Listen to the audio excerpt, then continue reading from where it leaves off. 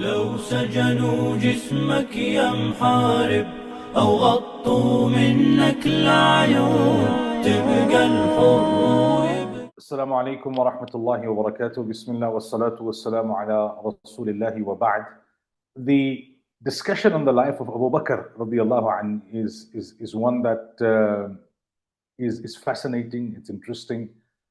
The basics of the story may be known to the average Muslim, but I think, like you indicated in your preamble, it's about understanding some of the greater and deeper lessons behind the legacy of Abu Bakr radiallahu anh.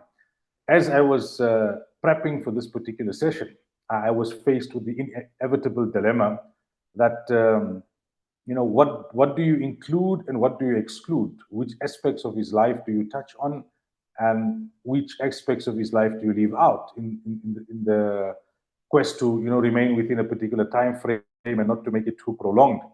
So I opted in the end to kind of just highlight a few salient aspects from every phase of his life and not to go too much into detail in any one phase, so that simultaneously we have a comprehensive overview, even though as Muslims we are generally au fait with the basics of the life of Abu Bakr radiallahu anh. So it would be a reminder, and there would be perhaps some details that we were not aware of previously, but at the same time, it would be more about highlighting some of the lessons as we go along. So in terms of Abu Bakr radiallahu anh as a personality, that's where I will start off. The early days of Islam, we obviously have to touch on the aspect of the hijrah, the khilafah, and how it came to rest with Abu Bakr radiallahu anh after the demise of Nabi sallallahu alaihi wasallam, and some of the salient lessons that we ought to learn, which are relevant today, from the very short period that Abu Bakr radiallahu anh was Khalifa, but which was a very foundational period for the Ummah as a whole and for the prosperity and the success of the generations that were to follow, spiritually and otherwise. So that's the kind of overview in terms of how I intend to approach this particular discussion. What some may be aware of and others not is Abu Bakr radiallahu anhu's actual name was not Abu Bakr. That was his kunniya. His name was Abdullah. And other titles that he had was a Siddiq, Atiq.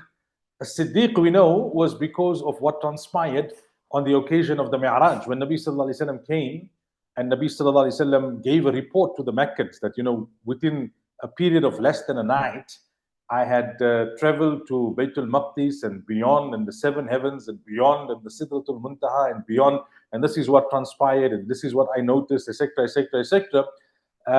At that time, Abu Bakr radiallahu did not even have the opportunity to converse with Nabi sallallahu alaihi wasallam directly. The Meccans just caught him by surprise and said, "This is what your friend is saying. This is what he's claiming."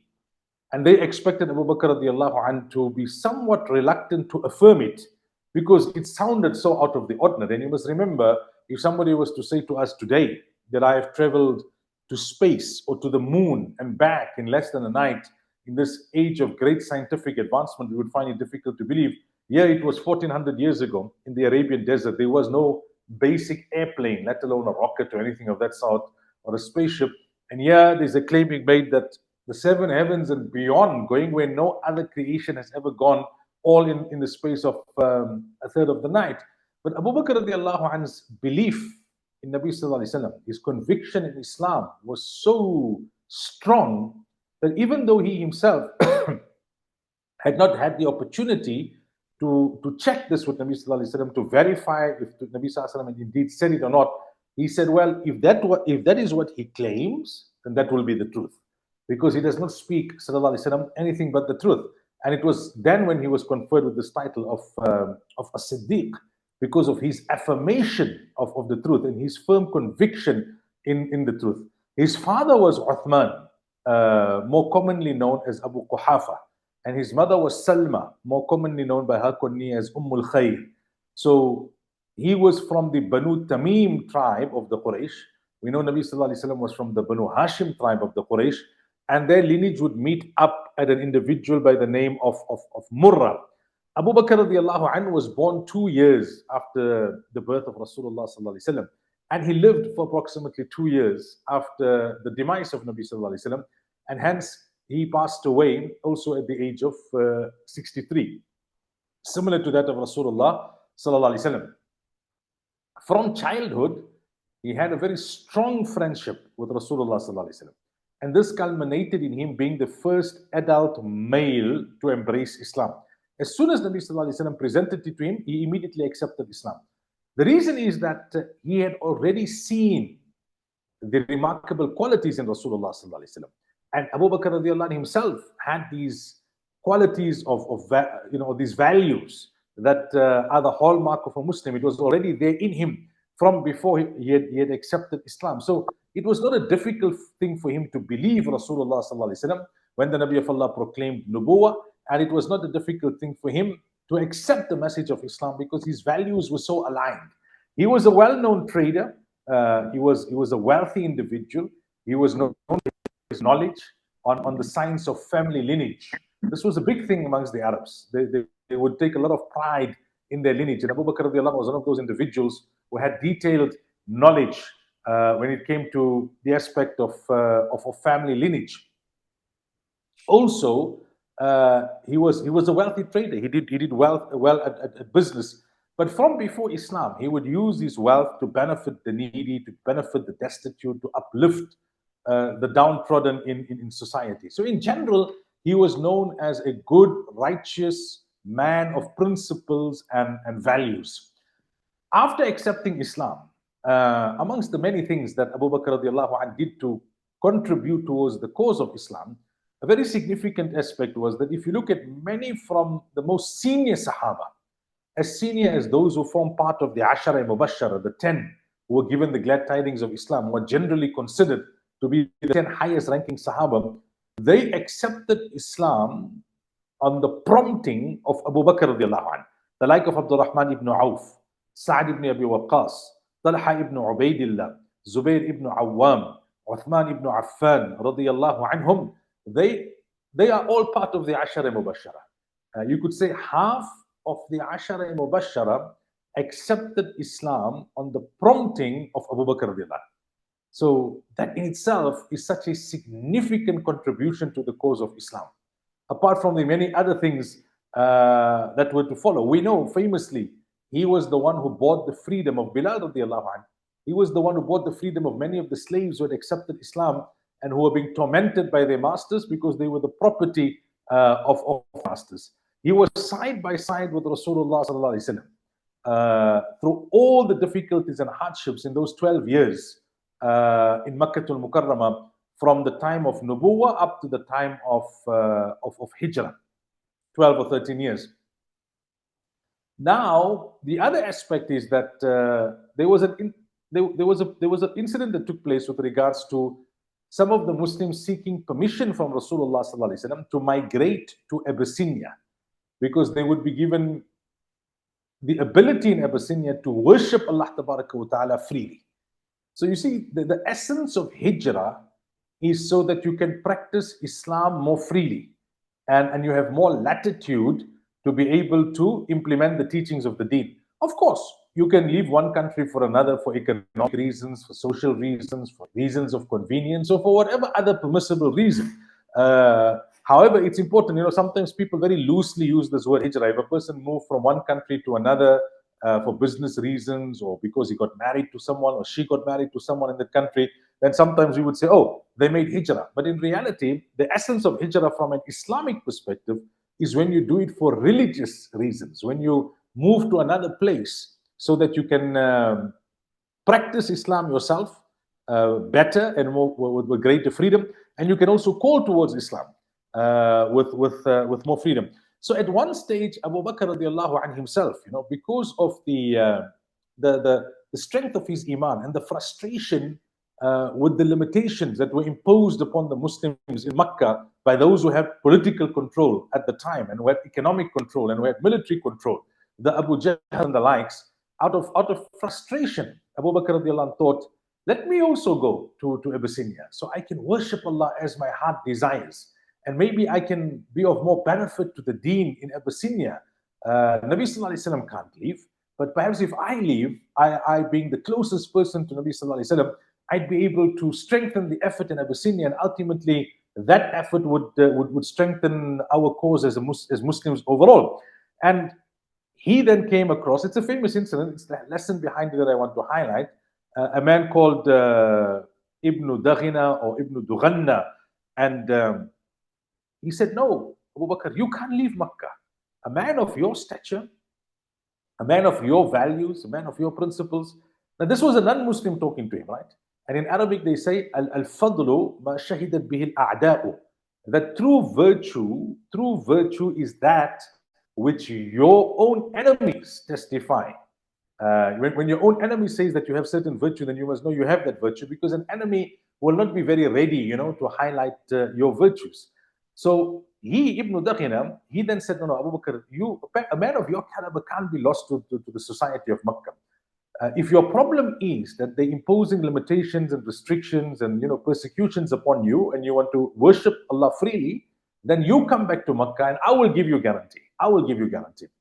So he went to the leaders of Makkah and said, look, I've asked Abu Bakr to stay in Makkah, but I have given him guarantee. And I want you to respect that guarantee that I've given him. They then said to him, fair enough, but there's a condition that we will attach. And you must say to Abu Bakr that he can worship Allah in the privacy of his home to his heart's content. We will not interfere with him, but he must not worship Allah in public. You see, their concern was that they didn't want other people being attracted to Islam. That's why they said what Abu Bakr done in his house is his business. We see a similar kind of strategy today, that there is this, one is you get those who outright want to combat religion, not only Islam but religion, and they're very aggressive about it. And then there's those who say, no, it's fine as long as religion is something which is private. Worship whoever you want to worship in your church or in your synagogue or in your mosque or in your home, but your religion must play no part in public affairs. And that perhaps sometimes is more of a challenge for believers across the faiths than those who are outright aggressive and antagonistic.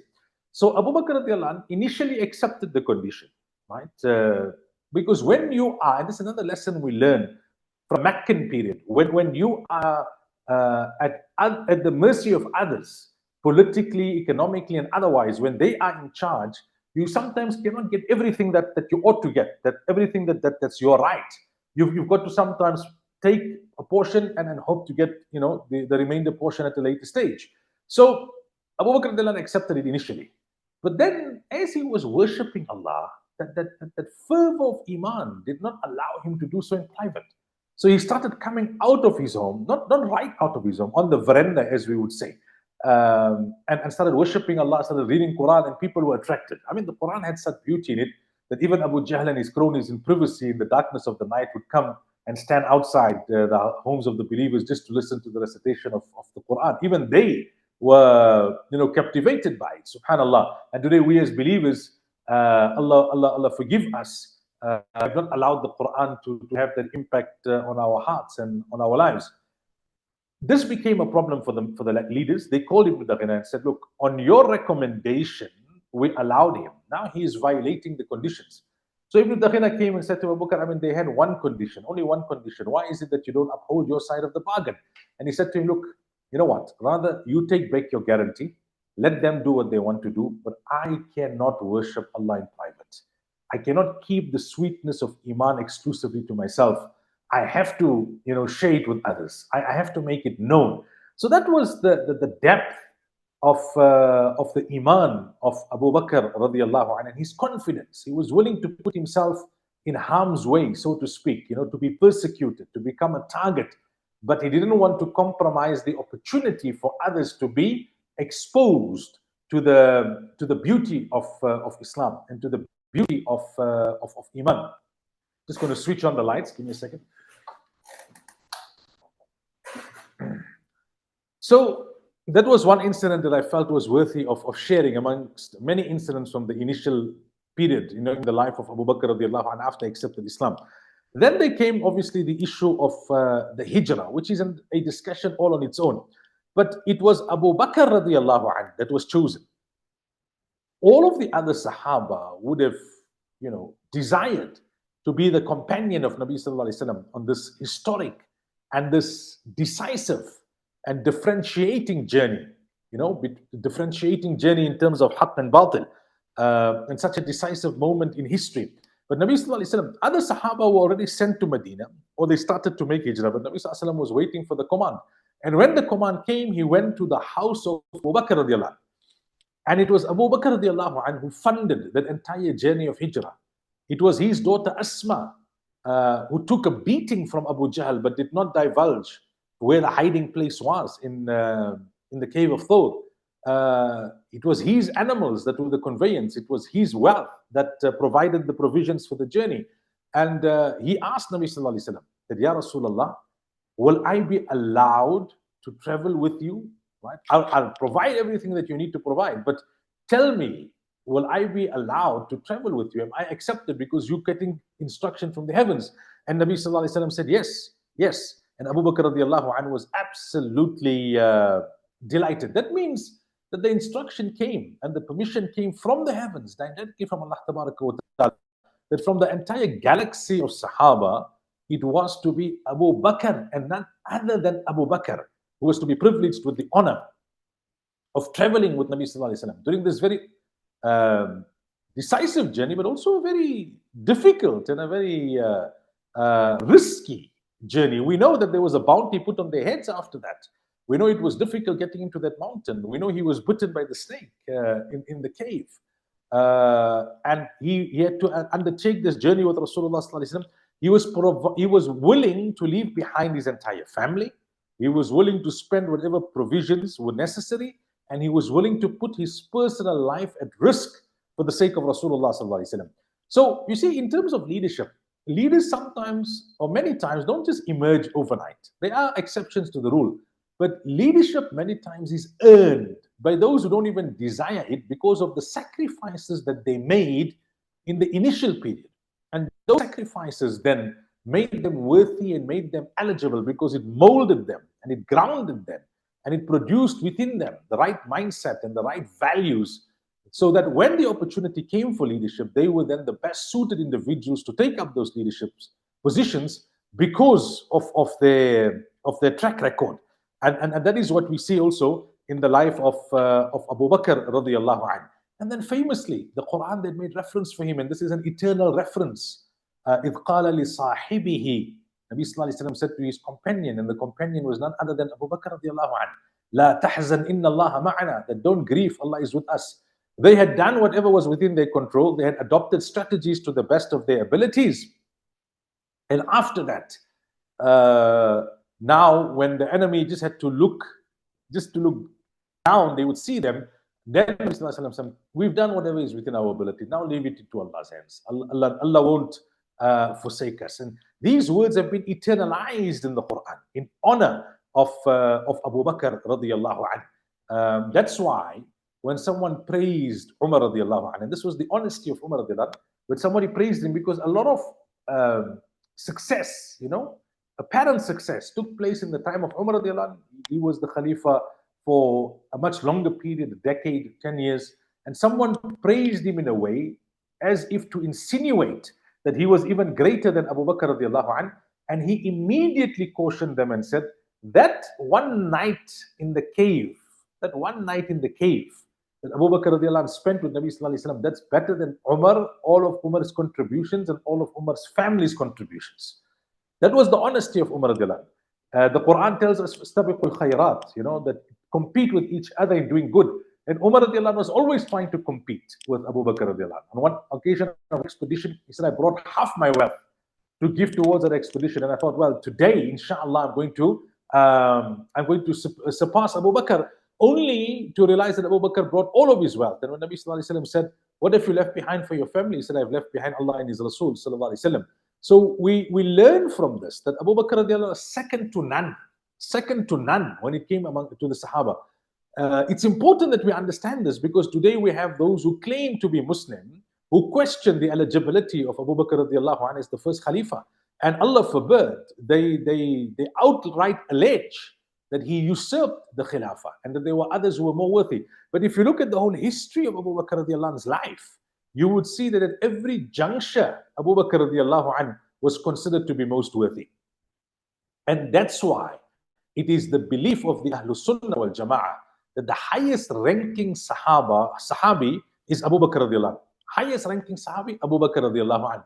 And it is the belief of the Ahlul Sunnah wal Jama'ah that the highest ranking amongst the humans are the Anbiya alayhi salatu wasalam, because they received nubuwwah from Allah. No non-Nabi can surpass a Nabi. That's an undisputed consensus, right, of the Ahlul Sunnah wal Jama'ah.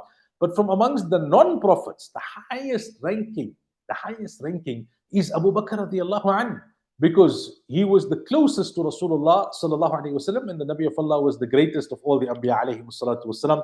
And Allah says that I have chosen the companions for every Nabi, and I have chosen the best of the companions for the best of the Anbiya sallallahu alaihi wasallam. So that is in terms of the hijrah. Then when they came to Madinatul Munawwara, it was Abu Bakr radiallahu anhu who funded the project of Masjidul Nabawi sallallahu alaihi wasallam in terms of purchasing the land.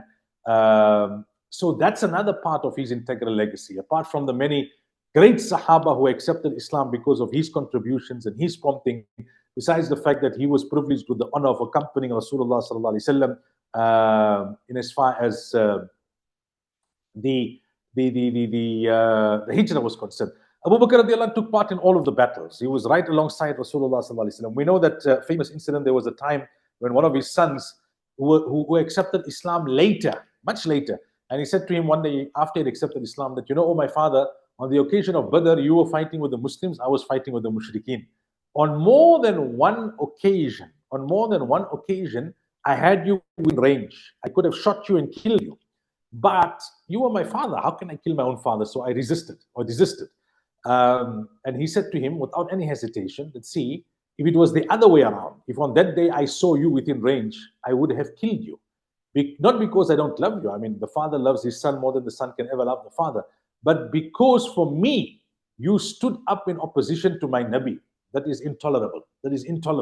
I wouldn't have spared you if you were within range on that particular day. So you see, that's another quality of leadership, where a leader can put the cause ahead of everyone and everything else, including his own family, including his own children. Today, a big flaw with many leaders who have done good work is that they become blind-sighted. They develop a weak spot or a blind spot when it comes to their own children.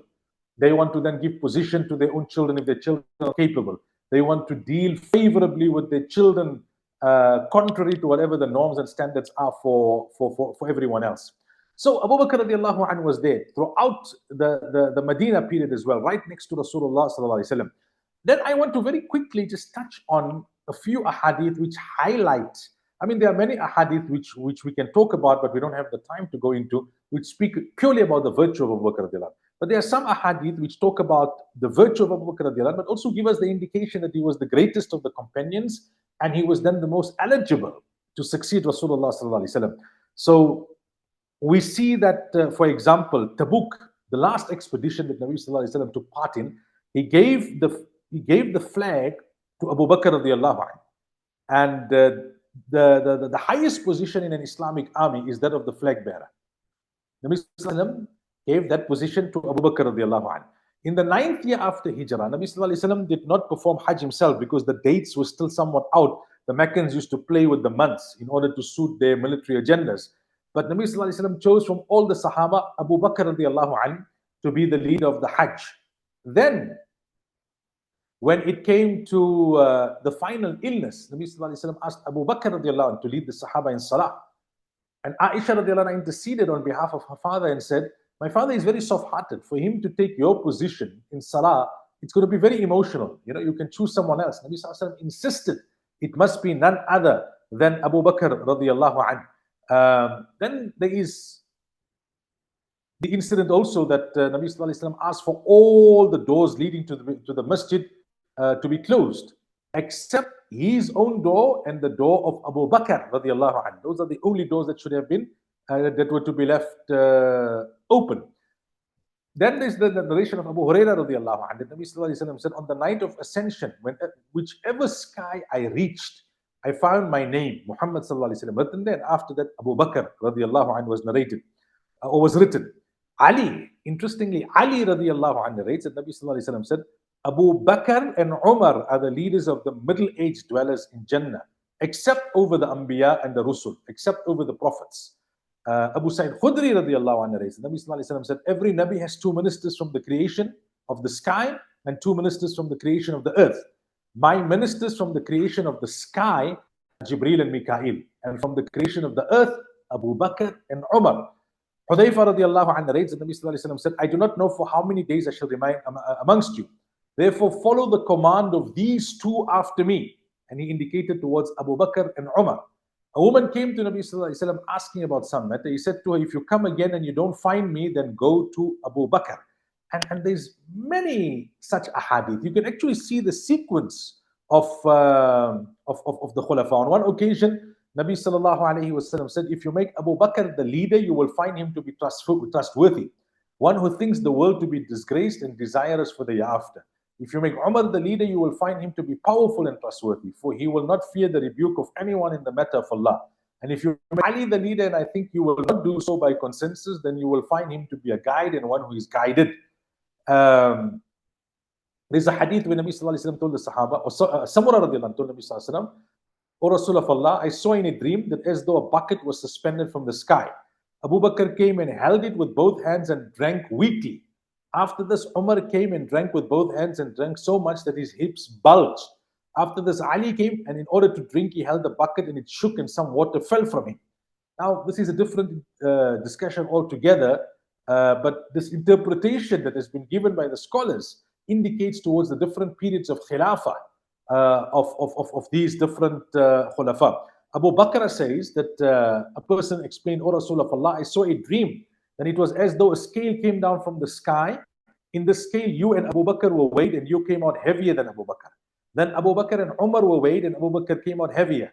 Then Umar and Uthman were weighed, and Umar came out heavier. And then the scale was taken away. Ali radiallahu anhu narrates that Nabi sallallahu alayhi wa sallam said, may the mercy of Allah descend upon Abu Bakr. He gave me his daughter. He made arrangements for transports to come to Medina. He stayed with me in the cave, and he bought Bilal with his wealth and freed him.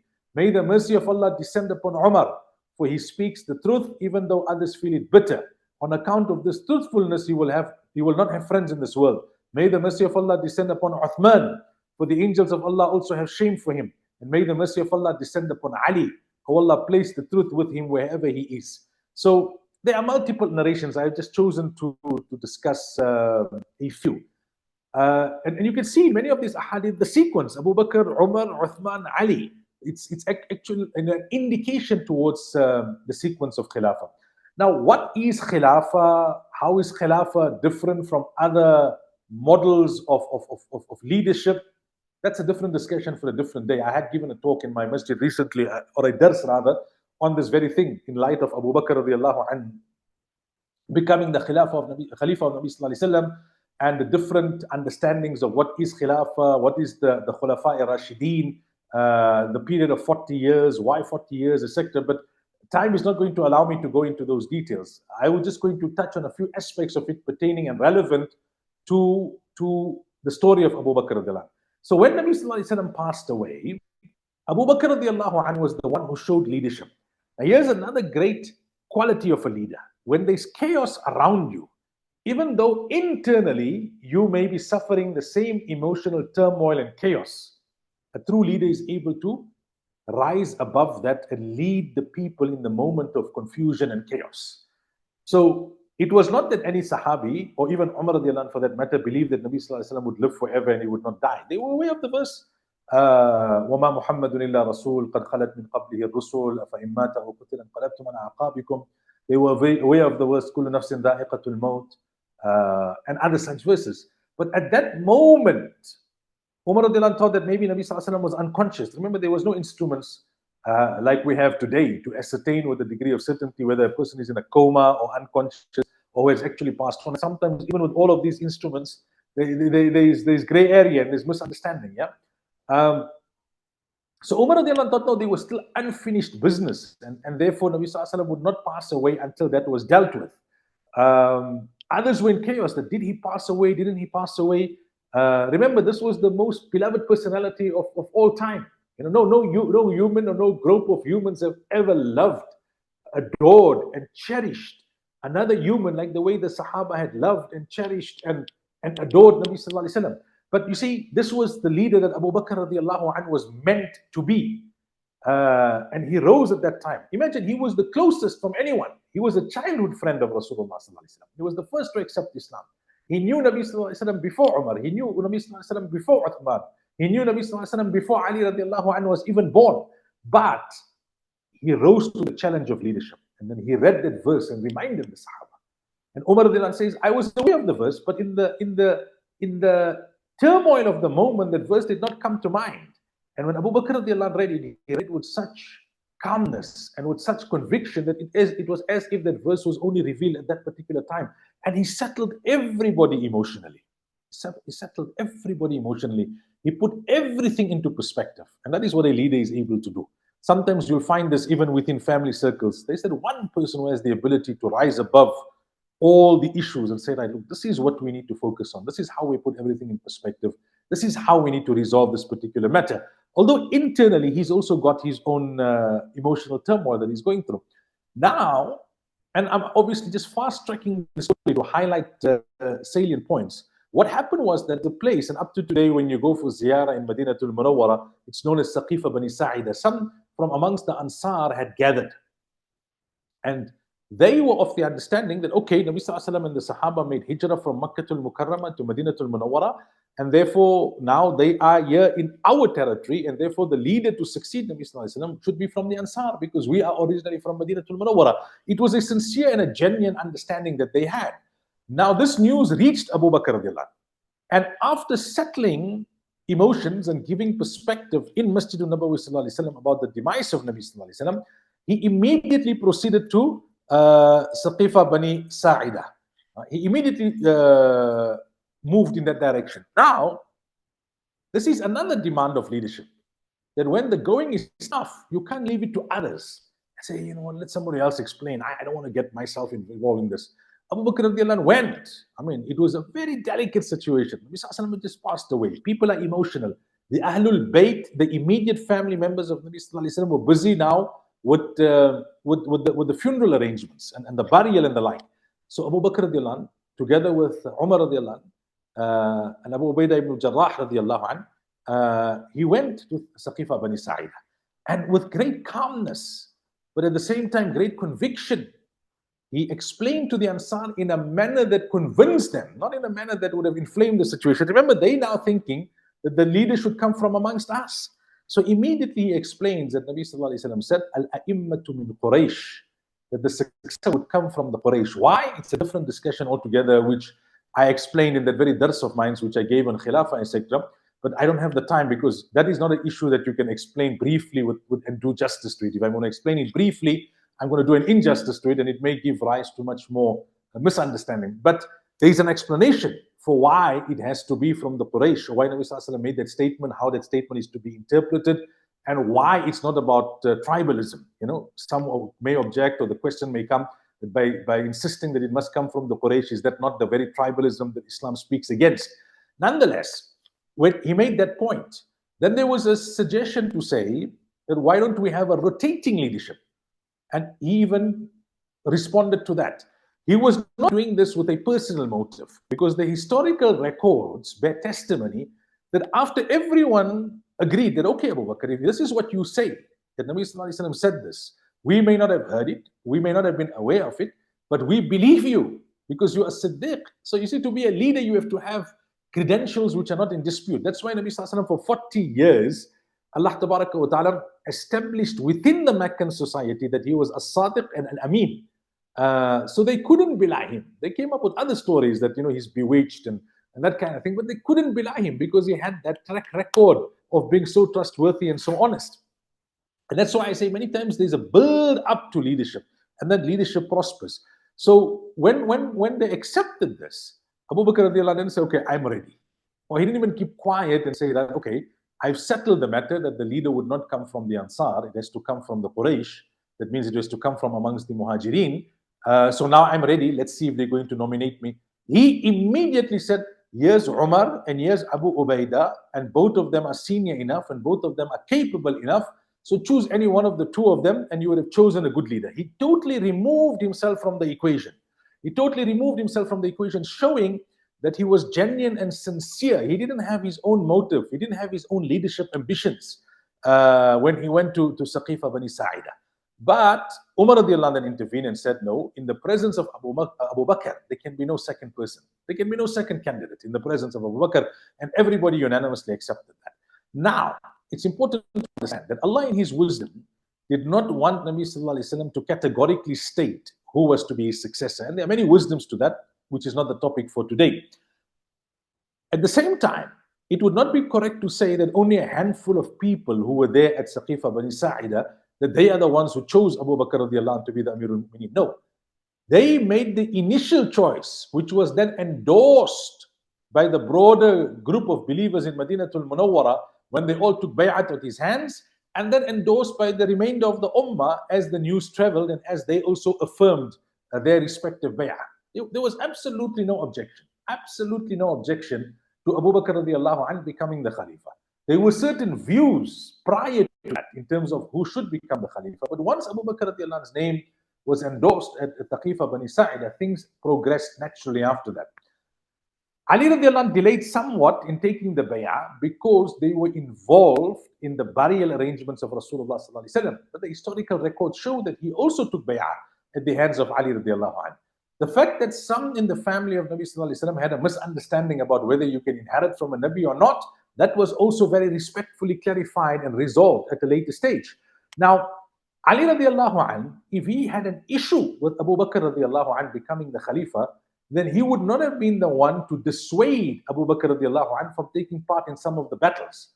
We'll get to that in a moment. It's because some of the most immediate tasks that Abu Bakr radiallahu anh had to deal with, one was the army of Usama bin Zayd, which Nabi sallallahu alaihi wasallam had arranged, but they had not yet departed at the time of the demise of Nabi sallallahu alaihi wasallam. Then there were the Ridda wars, those who had turned apostate, who had just become Muslim before Nabi sallallahu alaihi wasallam passing on, and then they felt now it was not in their interest to be Muslims any longer. They were not firm believers.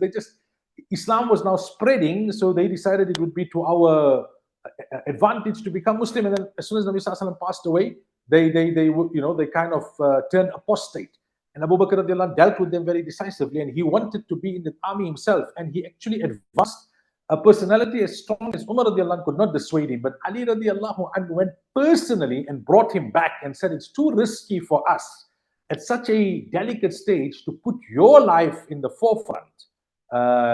You must stay back in Madinatul Munawwara because the Ummah requires your leadership. So Ali radiallahu anh would not have done that if he had any interest in the Khilafah himself. I mean, he would have said, well, let Abu Bakr put his life at risk. It would play to my advantage. And if he had an issue with Abu Bakr radiallahu anh being the Khalifa, why would he have gone himself and taken the trouble? Now, time does not allow us to go into all of the details of what transpired in those 2 years of Abu Bakr radiallahu anh's Khilafah. But there are certain salient points that need to be made. You see, because there was great advancement in the time of Umar and in the time of Uthman, and then civil strife set in the time of Ali radiallahu anh, before the golden period came to an end. And it doesn't mean that any leader that came after the golden period, the Khulafa Rashidin, the 40 years, that he was not a righteous leader, be it Muawiyah radiallahu anh or be it Umar bin Abdul Aziz. It just means that was to be the best of periods, that 40 years. And that the Ummah would never return to that level of prosperity after that. Because that was to be the best of periods. But so a lot is spoken about what happened in the time of Umar radiallahu anh and what happened in the time of Uthman radiallahu anh, but very little is given, credit is given to what happened in the time of Abu Bakr. But leadership demands are different at different times. So the demands in the time of Umar radiallahu anh was different. The demands in the time of Uthman was different. The time of Ali was different. Abu Bakr radiallahu anh had to be very decisive in stabilizing the Ummah after the massive catastrophe of the demise of Rasulullah sallallahu alaihi wasallam. So one was the army of Usama. Many felt, let's hold it back, until we settle things. And he was very decisive. He said, no, if Nabi sallallahu alaihi wasallam prepared an army, we can't hold that army back. Remember, Usama bin Zayd was only 17 years old at the time, right? He refused to change the leader. He said, if Nabi sallallahu alaihi wasallam chose him, even though he's young, then I'm not going to substitute anyone whom Nabi sallallahu alaihi wasallam chose. The only request he made to Usama radiallahu anh is, can I keep Umar back? Because I need Umar as a consultant and as a confidant. Then when it came to the Ridda wars, there were those who did not want to pay zakat. And there were those, now you had the false prophets like Tulayha and others who started to see an opportunity to claim prophethood. Nabi Sallallahu Alaihi Wasallam has passed on. Let me claim to be a prophet. They wanted to enjoy the perks that would have gone with making those claims. There was a strong suggestion, even from someone like Umar radiallahu anhu, who was normally very forceful, to say that hold on, we can deal with them at a later stage. Let's just first stabilize matters. And Abu Bakr radiallahu anhu said, never. Deen, the fundamentals of deen cannot be compromised whilst I'm still alive. And that's why he advanced himself initially until Ali radiallahu anhu brought him back. So he settled the matter of the apostates, settled the matter of the army of Usama radiallahu anhu. And then within the 2 years, he dealt decisively with the false prophets and the false claims of those false prophets. And also within those 2 years, the Romans and the Persians were really troubling many, and they needed to be dealt with. However, it wasn't easy because they were the two superpowers of the time. So there were already clashes between the Muslims and the Romans and the Persians from the time of Nabi Sallallahu Alaihi Wasallam. And this now escalated in the time of Abu Bakr radiallahu anh. He was the one who appointed Khalid bin Walid radiallahu anh. It was during his period that the Battle of Yarmouk took place, and Muslims gained significant victory in the Sham area, in the Iraq area, against those who wanted to humiliate them and obliterate them. And they saw an opportunity now that Nabi Sallallahu Alaihi Wasallam had passed away. They saw an opportunity to make this move, and Abu Bakr radiallahu anh dealt with it very decisively. So whilst there may not have been the kind of advancement in those 2 years of Abu Bakr radiallahu anh that we saw in the time of Umar, or we saw in the time of Uthman, Abu Bakr radiallahu anh solidified the position of the Ummah, and he set the foundation for the success that was to come thereafter. That was the demand of the 2 years of Khilafah on him, and he rose to the challenge par excellence. Whatever Umar radiallahu anh achieved, and whatever Uthman radiallahu anh achieved, or anyone after that achieved, even in the time of Muawiyah radiallahu anh, etc., it was all on the foundation. And you see, a leader sometimes has to do that which is unpopular. When he said, no, we will take on the apostates immediately, it was an unpopular decision. But that's what leadership is all about. It was the right decision. And he knew it was the right decision. And he had that courage of his convictions, and he was willing to lead the initiative himself.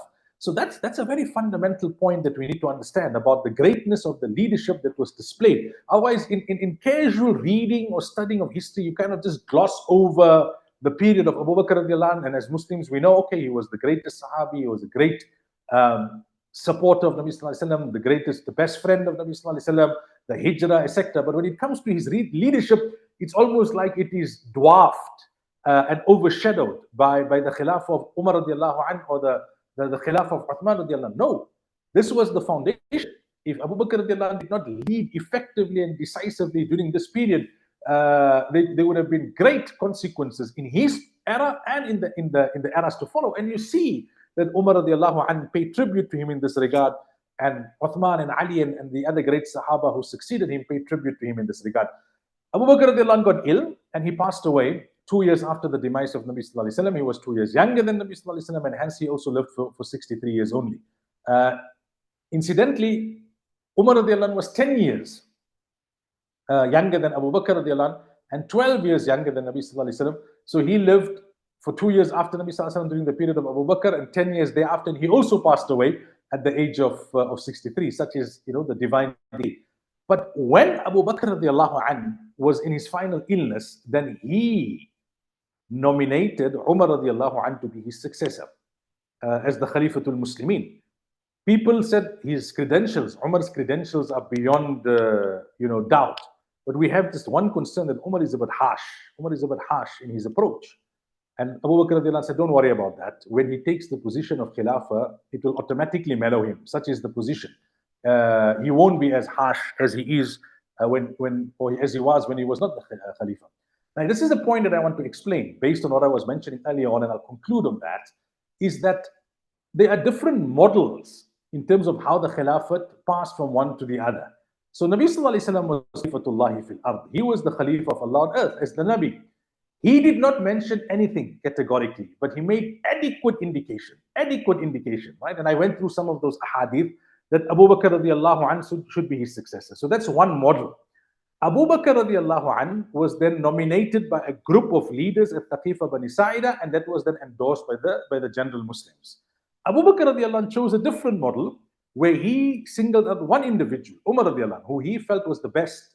It was endorsed by the group of people to whom he made the suggestion, and then further endorsed by the Muslims in Medina and the Muslims of the Ummah when they all affirmed their bay'ah at the hands of Abu Umar radiallahu anhu. Then there was another model which Umar radiallahu anhu adopted, where he put a panel together of the remaining Sahaba from the Ashara Mubashara. And in order to exclude his son, Abdullah ibn Umar, because he didn't want this to become a family dynasty, he made his son the chair of that council, which automatically disqualified him from being nominated as the next Khalifa. And he said, from amongst these individuals, Uthman, Ali, Abdurrahman bin Auf, etc., they've got to choose the next Khalifa. And that Khalifa was then chosen as Uthman radiallahu anhu, and endorsed by the believers and endorsed by the rest of the Ummah. So the one point is this, that the Muslims ultimately chose who would be their leader because they endorsed the decision. And this is where the balance is. It's not that you just throw it open to the population without giving them some degree of guidance in terms of who the most suitable candidate or candidates are. At the same time, it's not that a small group of people just chose and the others were forced to accept. No, Abu Bakr radiallahu anhu chose, or the people of Thaqifa Bani Sa'ida chose Abu Bakr chose Umar chose the panel. 3 different models. But that was ultimately then endorsed by the believers when they all gave the bay'at at the hands of the nominee, as we would call it in today's terminologies, and they were all satisfied with that individual being the Khalifa, be it in the time of Abu Bakr or Umar or Uthman. There's a whole set of different dynamics when it comes to what transpired in the time of Ali radiallahu anhu, which we will discuss at another stage. But I think these are important lessons because there are many from within the ranks of Muslims who raised these issues about who was entitled to Khilafah and who wasn't, etc. And it goes right back to the time of Abu Bakr radiallahu anhu, and hence I wanted to explain these particular points. So time has run out on us. I had mentioned in the beginning, and I'll say it again for now for those who joined us later, it was not possible to talk about the story of Abu Bakr radiallahu anhu at length. His entire story prior to Islam, after Islam, Hijrah, in Medina, then during the time of Khilafah in 1 hour or a bit. Nor could we just limit it to one portion of his life and hone in there. So we cherry picked from across the different phases the key points to try and highlight the key lessons. But what I will leave you with is this, that there are good authentic books, and I must stress authentic because there are a lot of material out there which is not authentic. So take guidance from your scholars. Shalabi has written some good books on the Khulafa Rashideen. There's the book also written by or published by Zamzam publishers, Qadi Zainul Abidin Mirti and Mufti Intizamullah Akbar Abadi and others that have written authentically about these things. Read and become aware of the facts of history and also derive the lessons. Every author, every speaker will bring to the fore different lessons from the legacies of these august personalities. May Allah Tabaraka wa Ta'ala accept our humble efforts. May Allah make it beneficial for us and all those who are in the audience. Wa akhiru da'wana.